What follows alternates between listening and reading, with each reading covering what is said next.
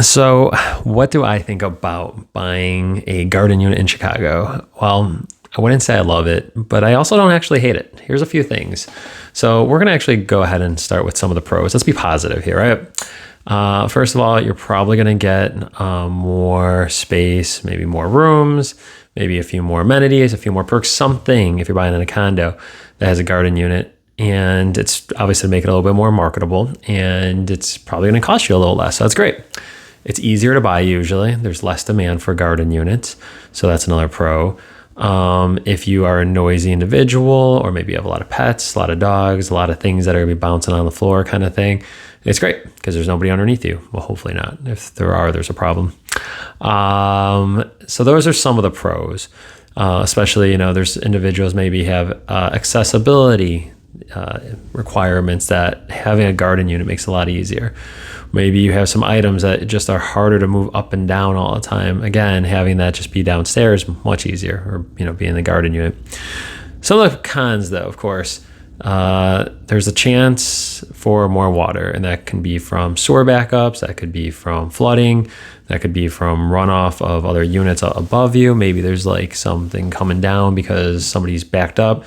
You're the lowest point, it's all coming down to you. So if there's several units above you, you don't know what could be happening at some point from that. So that's just some of the things from water. Of course, rats, other vermin, mice, roaches, ants. Again, you're the easiest point of access. So they're going to come to you. So make sure everything stays really clean, really put away. You don't want to have any easy things. And if you think that you're doing perfect, you probably aren't. Make sure you throw garbage away every day. Make sure there's no food left out. Make sure everything's clean. Make sure that all your pots and pans are scrubbed thoroughly, put away and dry. A lot of people often think like, oh, it's all clean of crumbs and stuff. Well, a lot of these little vermin that run around, they also want to make sure that they can get water. So having a water source. A couple other things, of course, personal safety. So if you have people that can see into your place, if you're able to look out and see them, they can see you. If you have items that are accessible, people can easily take those. It's a lot easier to break in. It's also a lot easier to get away. So those are some of the things that you want to take into consideration as well. Radon, not so much in Chicago, but I'd always advise to get a radon check and test it. You don't want to be living in a space as your primary residence, or if you have a tenant, to be living in a space like that does have radon. So obviously get that checked. Easy to always remediate. So don't worry about that. Couple other things when it comes to living in a place that is a garden unit. It's probably better if you're a tenant to be living in a place like this, because you're not stuck with it. And always have cheaper things. Don't have really nice stuff. But if you're an owner, make sure that it's easy, it's clean. You don't have to worry about if anything were to happen. Insurance, you want to make sure you have good coverage. You want to make sure the condo association is taking care of things. And a few things then. So if you're thinking about buying, okay, let's go into this one. So the pros and the cons here. Those are some of them. There's more, but it really comes down to the individual. If you're thinking about buying, there's a few things. So definitely check the condo association documents. See if any work's been done. See if there's any reason that could anything be happening. Of course, the property's actual disclosure. Really make sure that there was no flooding. When you're in there during the check or during the showing, you want to make sure that things look like they've been there for a while. Nothing's all just really brand new, because if it is, why is it brand new? Was there an issue?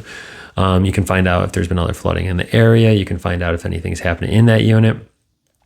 You want to make sure that, if there is anything, that it's nice, again, to have some older stuff.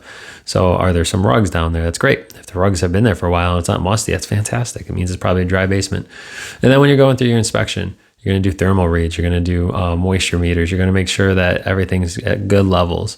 You could also find out if the building has any type of flood controls, any systems. You're going to want to find out, if you're under subground, that if you have an ejector pump, you're going to want to get all this information. There's a lot more due diligence you're going to have to do when you're buying a garden unit. So do I think garden units are great? Absolutely not. Do I think they're the worst? No, far from it. I think there's a good opportunity for a lot of people. I think they do serve a purpose. Just, don't make that shift if you had no intention of being in a garden unit just because it's getting easier to find one or it's a little bit cheaper. Really do your research. Really make sure it fits for you. Really make sure it fits for everything that you just feel in general, from personal safety, space, and all that kind of stuff. So again, Garden units, meh, kind of in the middle. All right. Thanks, guys.